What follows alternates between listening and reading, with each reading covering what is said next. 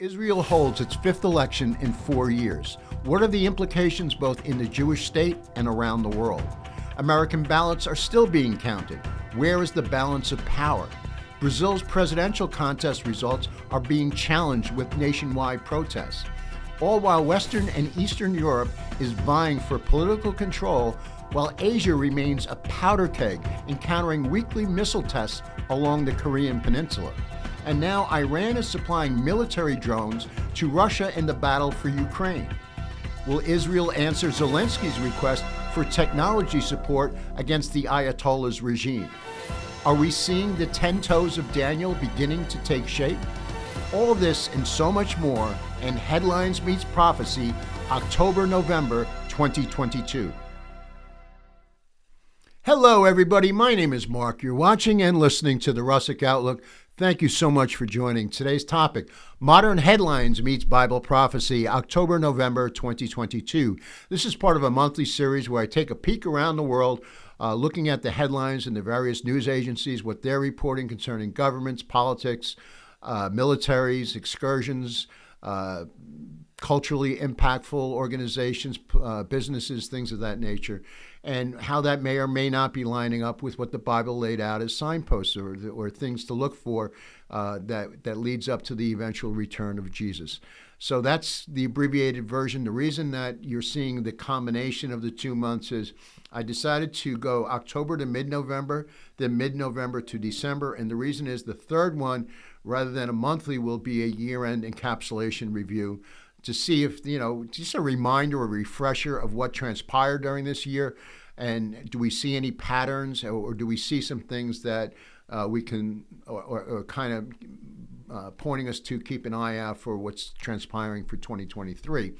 So that's the reason that we've truncated the topics or the timing a little bit. There is a message or a method to the madness, I should say. So on that note, if you wouldn't mind, whatever platform you're on, YouTube, Rumble, podcast platforms, please, it really helps us. Go to the like and the subscribe button. Subscribe to the channel, whether it's Apple Podcasts, Spotify, Google, and again, Rumble and YouTube. It helps us get the information out there. And ring the bell, comment, if and whether you agree or disagree, it's all good, and share the information. If you find value in this, if you think this is something to share worthy to share with others, then by all means, it helps us get the information out. It helps us drive the message, because my objective is always to get to the heart of truth, no matter the method of how we get there. The underlying mission for me is to get to the veracity of Scripture, the veracity of Jesus, and leave no stone unturned. And I very often will use very unconventional sources to do that. So, on that note, I would just ask you to please share that information, subscribe to the various channels, go to Rumble if you're not familiar with it, because we will be doing some individual things out there. We will be doing some Rumble exclusives. Because I will not be censored there, and I have been censored in the past on YouTube. I don't want to violate any of their guidelines, but I do want to get whatever message that I need to, and again, whatever the truth is. So last, go to the Russick Outlook. We've launched a brand new website. We're trying to make it easier to navigate, to get information, and let us know what you think. And if you can, you'll see a little pop-up once you go to the website and subscribe to our email list. We'll notify you of new events, new things to happen. So let's get to this. Let's see. So I'm going to show you a montage of images. A lot of this is based upon the elections. If you're in America, you know that where I stand today in mid-November, we're still not sure of the majority in the houses of Congress. It's getting close, but it's not clear. But there was other elections that transpired in other locations, and most notably in Israel. So that definitely has prophetic implications. We're going to talk a lot about that and the different relationships I show you with Russia. Russia is always in the news because of the ongoing escalation in Ukraine, and that the impact that Putin has with his relationships with Ayatollah Rouhani on the upper left from Iran, the Indian Prime Minister, Xi Jinping, the president of the Chinese Communist Party on the right, lower right, and then Benjamin Netanyahu, who's the newly elected leader of Israel, and Zelensky in Ukraine. And that is a very tenuous, tumultuous navigational plot or road to navigate. And we're going to break all of this down because it's pretty fascinating. So, we're going to cover that and a lot more. So much of what I try to do is center everything, not everything, but center so much of it on Israel when it comes to prophecy, because it always centers on the nation of Israel as what was laid out in the Bible. So, on that note, I wanted to first focus on some developments as it relates to elections in Europe and South America, and some developments that we're seeing. There is a report just came out last week about Soros, the Rockefeller Organization, and the 46th American administration funding opposition media, which is a launch in Hungary, and it reports that this is basically what has been reported. In what appears to be the latest instance of European Union bigwigs, they attacking the conservative left state. The European Parliament has now declared that Hungary is no longer a democracy.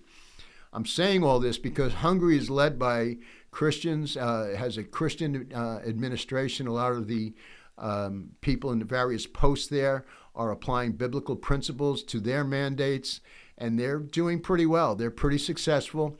Everybody's still dealing with the repercussions of COVID, inflation, and whatnot. But the European Parliament is going out of its way because Hungary is they're viewing it as a thorn in their side. So I found it interesting because they're saying Hungary is no longer a democracy.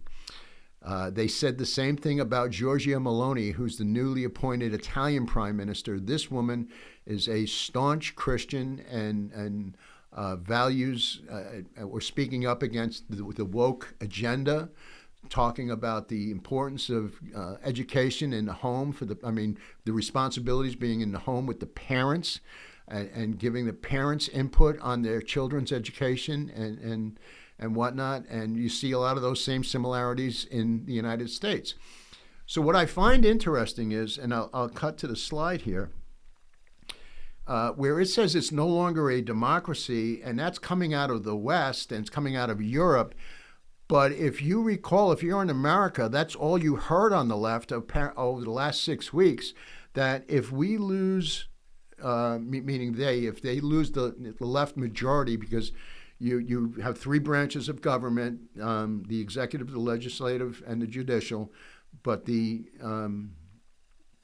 judicial is supposed to, I'm not going to go down that road about the appointments of judges, but I will say this, that in the Senate and the Congress and the executive branch, you all have are being run and led by the majority being on the left. And they're saying that if they lose that, then you've lost democracy in this country. So in other words, if you don't adhere to the mandate that's being dictated, then you are a threat to democracy. So I just find it interesting. That's been all over the airwaves, coming all out of the left's mouths, from Washington to the media to the parrots in Hollywood who like to just repeat what they're told, and so it's clearly a message of propaganda, but it's the same message of what's transpiring in Europe. So take that for what it's worth, And I also pointed out here that. The same thing was with Build Back Better, which was a slogan coming out of Washington last year. And you could have heard that all throughout Europe in their different programs months before we even heard it out of 46's mouth. So that just tells you to me anyway, it tells me the impact and the effective messaging of the machines that are driving a lot of the policies around the world today. Then you have Bolsonaro in Europe. So he is a very strong Christian. He recently lost his position as president just a couple of days ago in Brazil. I bring this up because not only is he a strong president and he's immensely popular, there's a lot of debate down there. There's a lot of reporting that things did not transpire with integrity. I'm just going to put it that way. And they saw some similarities between what transpired here in 2020 to what they are saying transpired in 2022 there. And a gentleman named Lao, who is the Socialist Party. He was formerly arrested, but anyway, he's the new leader of Brazil. And I say all this because there's clearly a fight against Christians, against people who are standing for principles, people who are standing for light in the realm of darkness. And that may be a strong statement to you, but I firmly believe it when you consider the policies that are being brought forth concerning life, concerning relationships with Israel, concerning laws, and so much. It flies in the face of proper or a moral compass, I'll put it that way. So there's a war, and I believe a lot of that is spiritually led, but we're seeing the tangible results effectively permeate in the natural and what we see around the world today. And then Israel, huge election there. They had their 5th election in 4 years, and Benjamin Netanyahu, with a conservative, religious, Zionist type support, and we'll break that down, what that means. So that's now leading Israel, which is a pretty significant development. And even I would go back to Brazil when there was some dispute about the integrity of the elections. 46 was pressuring Bolsonaro to accept it for the sake of democracy. And then I show you a picture here, which I thought was pretty cool. There's so many great reports coming out of Brazil about not only Bolsonaro, but his wife. They held the recent Jerusalem prayer breakfast in Rio. I think it was in Rio. It was in Brazil. She actually showed up to the polls to vote for her husband with an Israeli flag. So she's a staunch supporter of Israel. So all of these things are happening around the world. It's not just the United States. And I say this because it's so important to recognize what's going on, because if you look at so many, you can say that really the United States is not in prophecy, and I have my reasons for believing that, and we've covered some of that in the past. But Europe is, the European Parliament potentially is, some of the kingdoms there, the Middle East is, the neighbors of Israel are, Russia is, Iran is, Turkey is. They are mentioned specifically as players or nations participating in end-of-day events. China is. So that's why I like to cover all of this as what's developing could be lining up. Last, I just want to point out Liz Truss was stepped down as the Prime Minister of England after just 3-4 weeks, if that. Rishi Sunak is the new leader of England. I just mentioned Liz, and I'm not saying this is the reason. She supposedly did not have the support of her party to get any type of effective legislation passed through. But just a side note, she was supposedly pushing towards getting the capital moved, the British embassy, moved from Tel Aviv to Jerusalem, recognizing Jerusalem as the rightful capital of Israel. And that's no longer the case. Now, I'm not saying it's directly correlated, but it's just, it's an interesting note, I think, anyway. So let me continue. This was reported on let me throw it up on video. You had the blood moon, lunar moon, on election day throughout the United States. This could be seen. So a lot of people were reading a lot into that and saying that this is proof positive of a red wave and a red tsunami and whatnot. And it didn't turn out to be the case. So it could have been a lot of nothing, and it could be something, and we just haven't seen what that means yet. And because, Genesis says that not only is the sun, the moon, the stars there to separate day from night, but it's for signs, it's for seasons. It's the heavens give us some signposts. And I've talked about blood moons in the past and falling on the Jewish holidays and those implications, how you can directly attribute some of those events that happened in the skies, happened in the heavens. I don't know. And because there is no clear outcome to the American elections yet, we don't know, whether that meant something or not. But I did want to bring it out because so many people were just, harping on it, saying, oh, this is a sign we're on the right track. And I say that because a lot of Christians were disappointed in the outcome, but yet, when all is said and done, it looks pretty clear that the Congress will be run by the Republicans, or a majority, I should say. There's a good chance that the Senate will. Can't say for sure. We may not know until after December 6th. There's runoff elections in Georgia. And there's some other elections that won't be clear until another week or two. Governor's races, particularly around Arizona, Nevada, and some other local facilities, it's a pretty sad state. It's a week later that you don't know the outcome of elections yet. And, you can go back to 2020 and, when I was growing up, it was election day. You go and you vote and you find out at the end of the day who wins. And we've made it so much more difficult, and you can read into whatever that is. But let me just show you a montage of some of the American elections, and I just wanted to point out losing democracy. Like that's all we heard. We're going to lose democracy, and God forbid there actually be a balance of powers, that you actually have one party running one house and another party running another house, which I think is really what democracy is all about, but I digress. All right, so let me go back to Israel. So Benjamin Netanyahu, in Israeli politics, you have 120 parliament seats. You have to have over 60 to have the majority. He has 64, 65. I think some of that's still shaking out. But the reason, before I go there, this is the fifth election in the last 4 years. So instability has been prevalent throughout Israeli politics. You had the largest turnout for this election since 1999. So rather than you thinking, okay, the Israelis are sick and tired of it, they've actually turned out in larger numbers.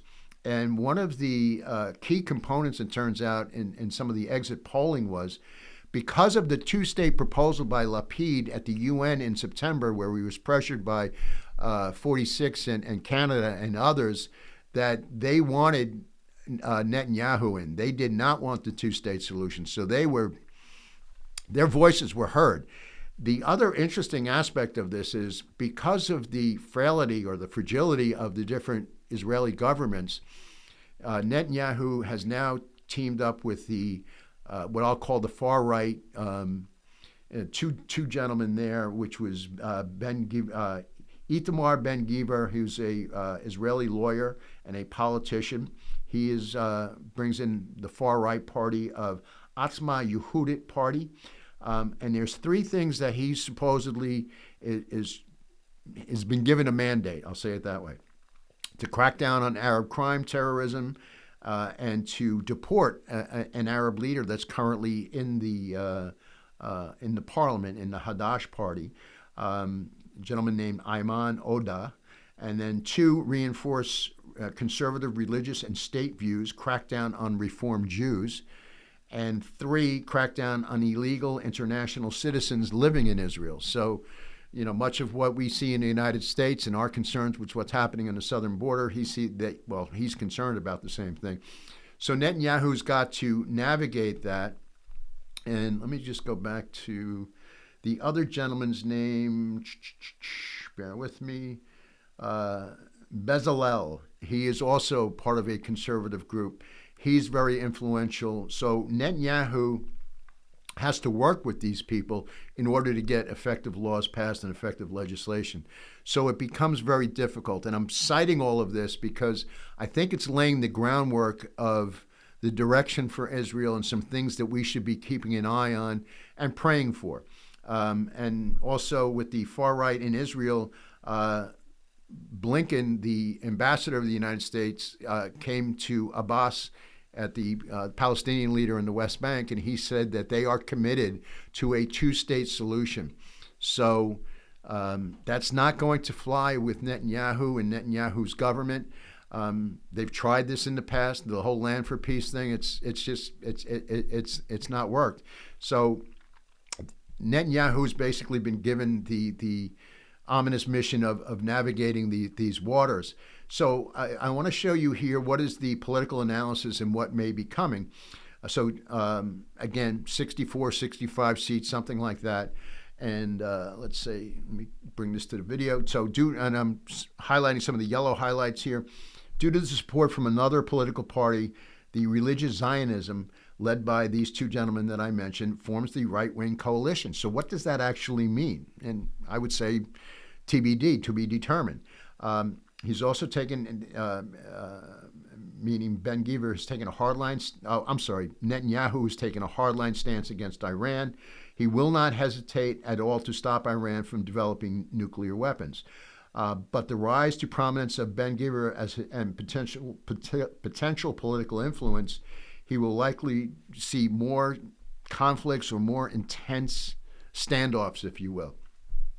So Netanyahu has been given this mandate, and one of the reasons is because the people of Israel said, look, if we're going to be engaged in battles or war with Iran, we want Netanyahu at the top. We don't want Lapid or others running the country when we're in conflict. So there's a certain degree of trust, even though Netanyahu's been in and out of leadership positions there. And I would say the Lord's put him in and out for a variety of reasons. So some experts believe this more cohesive, coherent government will be able to reach further in cracking down, for instance, on Palestinian activity in the West Bank. Again, we'll have to wait and see that. But again, it's the difficulty of navigating Israeli politics. And I'm talking about internally now, and I'm going to get to some things about externally and the relationships with the various nations and the various leaders. This is truly a global chess match in terms of how I'm viewing it anyway. I just wanted to point out, Bibi came out with an autobiography, as a lot of political leaders do. And I just received my copy yesterday, so I haven't had a chance to see it. But I do take notice that he references 36 evangelicals and the relationships he has with them. So I'm looking forward to that. He's also, you have to look at the fact of neutralizing Iran. He needs to try to make peace with Saudi Arabia. There's a very cordial relationship and agreement that they have with Saudi Arabia. They hope, and it's my understanding that the Abraham Accords that have been reached with the four nations, that they potentially could be another 2 or 3 behind it, and Saudi Arabia being the kingpin. So they're hoping for that. So, he's got to navigate that relationship with MBS, who is the leader. At the same time, you've got the UAE, which is so influential and so important. And I'm trying to think here, the foreign minister, who's very influential in the accords there, he said, beware of, he kind of pushed him. He said he wanted him to not partner with the religious Zionist organizations. So, interesting development there. Let me just see this. Okay. And then, his relationships with Putin, and I'm going to get into that as it relates to Zelensky and the Ukrainians. And, naturally 46. 46 is pressuring a 2-state solution, and that's not going to fly there. So I would encourage you to read or get the autobiography of Bibi Netanyahu if you're interested in Israeli leadership and developments. I'm a little bit of a political junkie, but I'm curious because he's supposedly, some of the reviews I said, that I saw, he was very forthright, very honest and clear about some of the things and some of the relationships he's had, some of the conversations that have been off the record behind the scenes, and I'm sure there's certain things he still can't relate. But I'm curious because I would love to have been a fly on the wall on some of the conversations that transpired, or if I think back at the tumultuous times he had with 44 and having to appear before Congress in terms of trying to get them away from the Iranian agreements, and there's some tough stuff there. So sticking with Israel, new development that I think is interesting, and the Dead Sea, that there is a group in a political organization, the Ministry of Tourism wants to develop this as kind of the new mini Dubai is what they're calling it. So they're hoping to attract about 10 million tourists a year. I'll show you this on video. you see that aerial view of the Dead Sea. Then Israel must get rid of its nuclear weapons, declares the UN, pressuring Israel. No mention of Iran. You continue to have rockets firing from the Gaza into southern Israel. That happened just about 2 weeks ago. I want to shift a little bit, still staying with Israel, but Lebanon, directly to the north of Israel.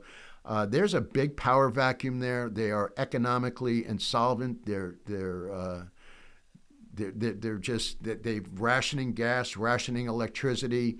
A lot of the banks have been closing, and the leader stepped down, and he said he'll stay on in a advisory capacity. So you have a council, if you will, that is running that nation in the interim. And at the same time, you have, and I've talked about this a lot in the past, you have Israeli gas facilities on the Mediterranean coast, and now, so they're facilitating energy to different parts of Egypt and now into Europe and themselves. So they are a energy juggernaut now, where the United States was independent 2 years ago. Now, we are no longer independent, and Europe finds itself needing to substitute what they lost with Russia, and Israel's now stepping into that. So, but at any rate, there's one of the facilities near the coast of Lebanon, and I show you this on the map. I'll cut back to this. Anyway, they struck a deal. Lapid did, the former prime minister, and he was saying that it provides Israel more security, and I would say it actually does the opposite, because they're basically getting these agreements were forged with Hezbollah, who's the Iranian proxy, who's really running a lot of the activity and the influence coming out of Lebanon. So that was really a bad deal. It was supposedly, and I don't know this for sure, just rumors, that was pushed by the 46th administration as a good thing, for the Israelis and Lapid. And Lapid was supposedly doing that as a gesture of goodwill. But in essence, if you think about it, it's a land for peace deal. They've given up Israeli land for peace, and they were threatened if they did not agree to it, that Hezbollah would come against them. And, the reality is Israel can squash them like a fly if they wanted to. You have continued airstrikes into Damascus for the third time in a week. That happened just a few weeks ago. That's bombing Israeli strongholds.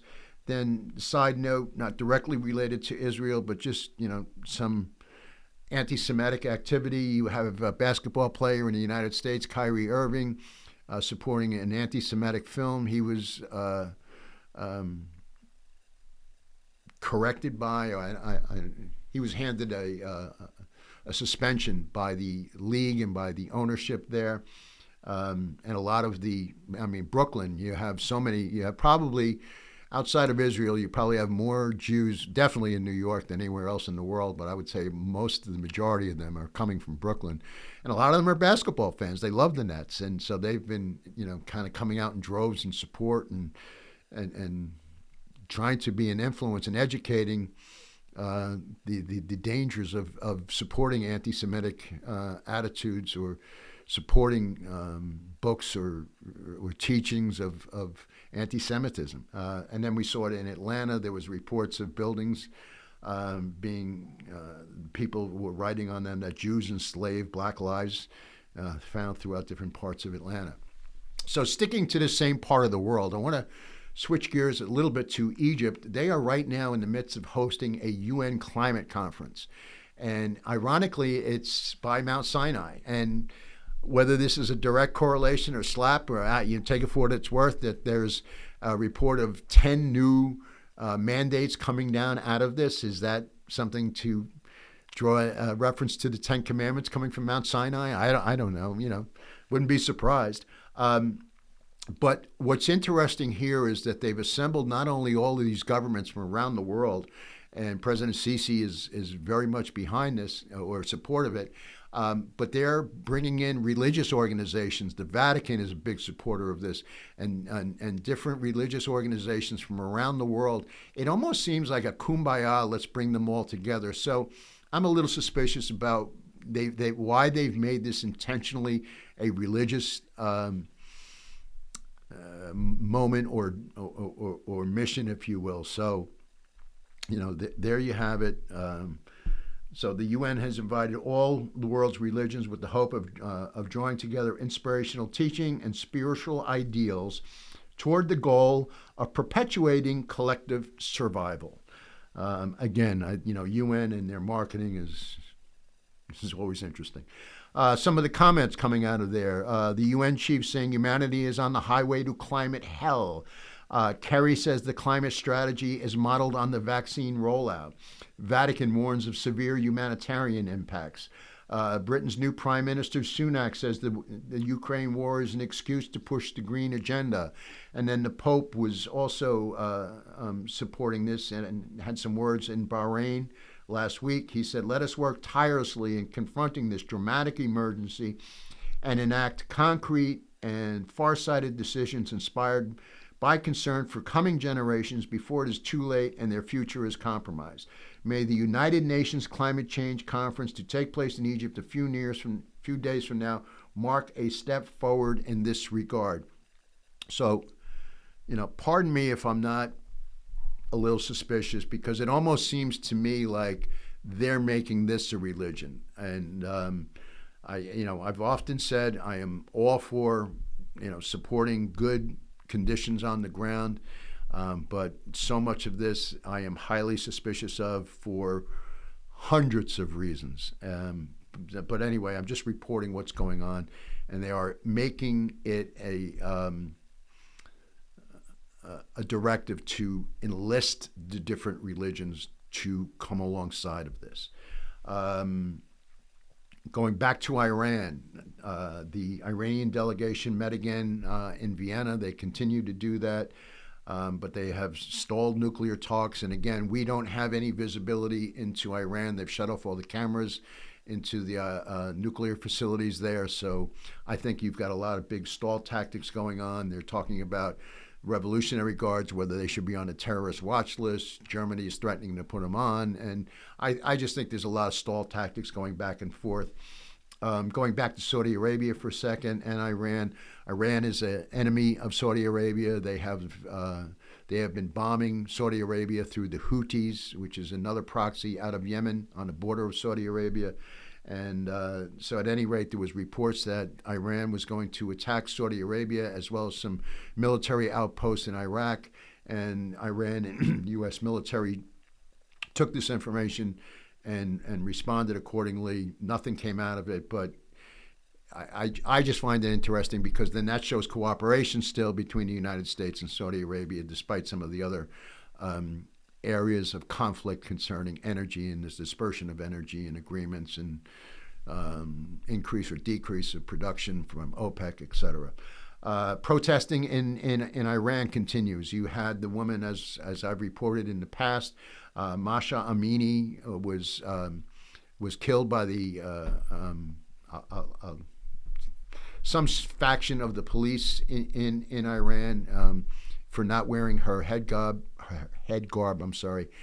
Properly. That's the information coming out. And the result of this has been massive protests for the past 6, 7, 8 weeks all across the country. And the women are taking their hijabs, their headwear, they're throwing it down, they're taking it off, they're declaring their freedom, flying in the face of adversity, flying in the face of the laws coming against them from the Ayatollahs and the police. And so that's very, very volatile in what's transpiring there. It's basically the people are speaking up for themselves. I see it similar to what happened in 44's administration, where he wouldn't support the green movement that was happening with the youth there. And I think and some of the people in that administration has said that was a mistake. They should have. And I think you're seeing others who are saying, they'll do it. Not surprisingly, Syria, on the other hand, is supporting the Ayatollahs, combating these women over there. I briefly mentioned there, and I'm not sure why. Just keep an eye on this. There's a conflict brewing between Azerbaijan and Armenia, and Azerbaijan has a relationship with Israel. Armenia has mainly a lot of Christians, and it's just something to keep an eye on, because if you look at the map on the lower left, all of those areas potentially are involved or will be involved in the war in Ezekiel 38. So I'm, between Russia, Georgia being a former Soviet state, Turkey, Iran, and that whole area, and the relationship with Israel and Azerbaijan is going to be just interesting to watch. Just keep an eye out. That's all I'm suggesting. Zipping back to Ukraine and Israel. So this is another thing that Netanyahu has to navigate. I'll show you this on video. Zelensky had expressed hope that Israel will now provide military assistance from the Russian-Iranian cooperation, meaning this. Iran has been supporting Russia's military with military drones that they've been using now in Ukraine, manufactured in Iran. And Israel will not deliver the Iron Dome defense, which would combat this. And this has been a sore spot in the Israeli parliament, because a lot of the Israelis want to support the Ukrainian position, and there's a lot of Ukrainian Jews. And the difficulty is this: Israel has some unspoken of agreements with the Russians and the military because of their need to go into Syria, take out certain Iranian strategic strongholds, weapons shipping into the Syrian airports. They've been able to fly in and bomb some of these things with a nod and a wink from Putin and the Russians. If they side with the Ukrainians, and I forget the gentleman's name, the foreign minister of Russia has already come out and said, I'm paraphrasing, but that's a bad move, and there will be repercussions. So if they help the Ukrainians, they could potentially be hurting themselves with the Russians in terms of what's on their border and what is impacting their defense. I'm not advocating one way or another, but I'm saying that's the political navigation that Netanyahu has to do with Zelensky and Putin and others. So it's not a simple thing. At the same time, very deep concerns for what's going to happen in Europe. Many of these European countries will be without heat or very limited power and heating. The eastern region has been cut off by the Russians. They're declaring that to be Russian territory. They're taking down electrical power plants and nuclear power plants, or attempting to, I should say. So it's going to be a very cold winter for many in Europe, and and then the last piece of that is Israel potentially will be delivering gas and power into Europe as part of an agreement that happened in June because of those fields that I mentioned that are in the Mediterranean now. That won't get there in time for this winter, but that's something that Putin will be looking at because it's money out of their pocket. The United States is already positioned now just a few miles from the Ukrainian border. They're in Romania, supposedly inspecting weapons and giving them some training, some accountability. The personnel are working with the live tank and artillery rounds near the Black Sea. All of that is very contentious. It's something to keep an eye on. Then shift gears over to China. The Pentagon is warning that we are at potentially our lowest moments in terms of Southeast Asia and relationships over there. Not only are tensions between China and Taiwan increasing, we all know about that, but North Korea and South Korea have now been lobbing bombs back and forth and testing. And this is just over the last couple of weeks. And Japan is, they're trying to figure out how do they meet the aggression that the Chinese are putting forth. So here you've got China, Japan, North Korea, South Korea,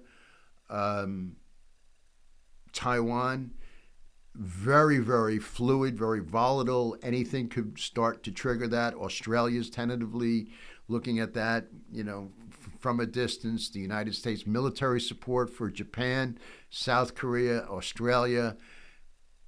That's a big area of the world to look at. And again, China's directly mentioned in the book of Revelation. And, the 200 million man army, I'll just say it that way. So these are things to keep an eye on. So here you've got Europe, what's happening with Russia, Ukraine, what's happening in the Middle East, and what's happening in Asia. These are all volatile regions. And, Jesus warned there will be wars and rumors of wars. And we can say that there's always been that way, but never to the degree of what we see today, never to the escalation. I mean, we are literally, any of these things that I've mentioned before could potentially trigger a world war, could potentially trigger nuclear reactions. So that's the sensitivity, that's the volatility of what we're looking at. I'm starting to wind this down. I want to switch to culture for a second, particularly as it pertains to America. And I've titled this little mini section here, Eating the Bible. So according to a Gallup poll, a record of 20% Americans now say the Bible is the literal word of God, down from 24% in 2017, just 5 years ago. Meanwhile, a new high of 29% of the Bible say it is a collection of fables, legends, history, and moral precepts recovered by man. This marks the first time significantly more Americans have viewed the Bible as divinely inspired than as the literal Word of God. And I would say, a good portion of that lies at the feet of the church, that the church is falling in that area, that, they're I think, and I'm making a broad brush here, but a lot of it, they're more concerned about appeasing the culture than engaging the people themselves and standing on the veracity of Christ and Scripture. Just a side note, about 4 or 5 weeks ago, I did a presentation. It's the longest thing I ever did. It's called Critical Thinking, God and the Bible. And the reason I'm mentioning this is because I talk specifically about this, that people who believe that the Bible is a fable, that it's not to be trusted upon, it's not reliable, it's not credible. There is mountains and mountains and mountains of evidence from all different sources, from history and science, from outside archaeological discoveries, from eyewitness accounts, and on and on and on, that back up the authenticity and the veracity of Jesus and the inspired Word of God. So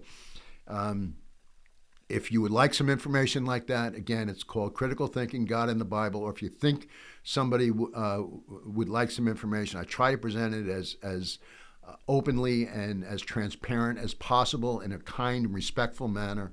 That's just a side note, because, you have these people, and I believe it's spiritual. They're attacking the Word of God. So this whole thing goes on to say there was an event that transpired about people talking about the biology of a woman and how that's being disputed by the woke agenda, if you will. Anyway, there's somebody who was outside of this presentation reading the Bible out loud. He was attacked, and he had his Bible taken from him. People were so angry they were ripping pages out. And this is recorded by a news outlet on video, and they were eating, the Bible as though that could be. That was their response in anger. And that's the point that we've gotten at today. And I believe this is a microcosm of what our culture is now, where our culture is at. And really, if you read the book of Romans, it foretold this. It said, that the Lord will give you over to this reprobate mind. In other words, there will be a point in time where the Lord said, okay, enough is enough. That's what you want. That's what you believe. Have at it. And I believe we are seeing that in a lot of the cultures today, not only, in America, but certainly in other countries, particularly in the West. Just a side note in terms of eating the Bible, because it is in the Bible. If you go to Jeremiah 36, King Joachim didn't like the results of what was being told by Jeremiah, so he ripped up the pages and I believe, he threw it into a fire. At any rate, the Lord said, okay, and he gave Jeremiah more information to write, which made things even worse, and this king was eventually dealt with. If you go, the flip side of that is, if you go to Ezekiel 3:1-4, it says, Son of man, eat what is before you, eat this scroll. So I opened my mouth, and they gave me the scroll to eat. Then he said to me, Son of man, eat the scroll I'm giving you and fill your stomach with it. So I ate it. It tasted as sweet as honey in my mouth. And so forth. So you have an example where God actually says to eat the Word of God. And then in Revelation 10:9-1, he says this. So this is John. I went to the angel and asked him to give me the little scroll. He said, take it and eat it. It will turn your stomach sour, but in your mouth it will be as sweet as honey. So I took the scroll from the angel's hand and I ate it. It tasted as sweet as honey in my mouth, but when I had eaten it, my stomach turned sour. Then, as I was told, you must prophesy again about many peoples, nations, languages, and kings. So I just, I wanted to cite there that there's an example of God giving you the challenge or the mandate to actually eat the Word of God. Elon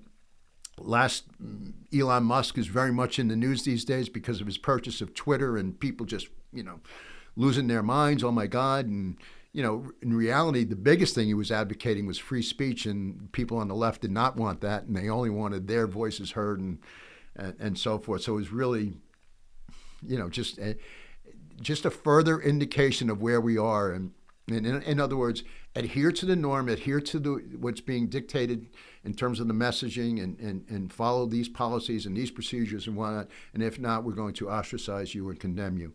But I'm looking at this going, well, wait a minute. This is the richest man in the world.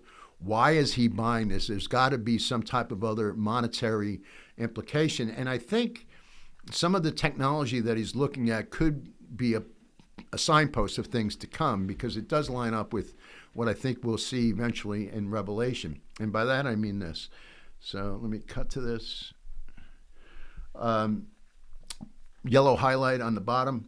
And let me just say that he did file, and this was just a week ago, the ability to process payments. So he wants Twitter to be able to exchange monetary funds, I'll call it. With enough money and power, a single individual can capture the world's attention at a pivotal time in history, influence wealth, and the ability to communicate globally. The new Twitter owner suggested that in the future, users would be able to send money to others on the platform, extract their funds, and authenticate bank accounts, and later perhaps be offered a high-yield money market account to encourage them to move their cash on Twitter.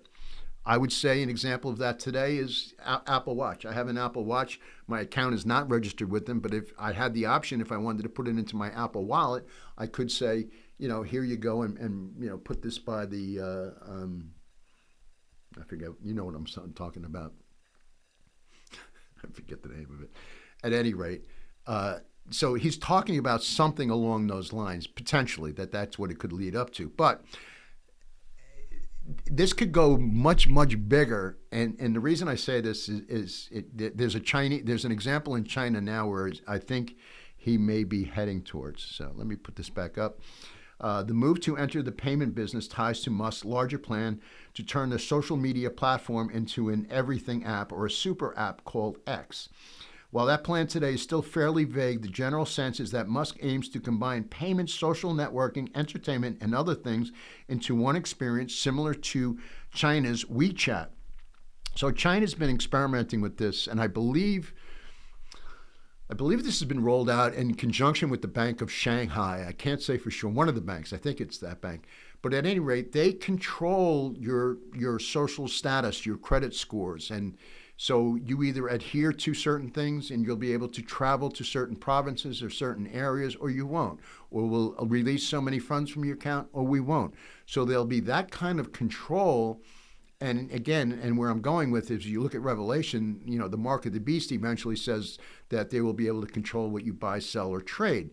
And an app or a technology like this would fall in line with what that is. So whether, that's where Musk goes, it's possible. Remember his affiliation, and a lot of his money, came from, I believe, his PayPal.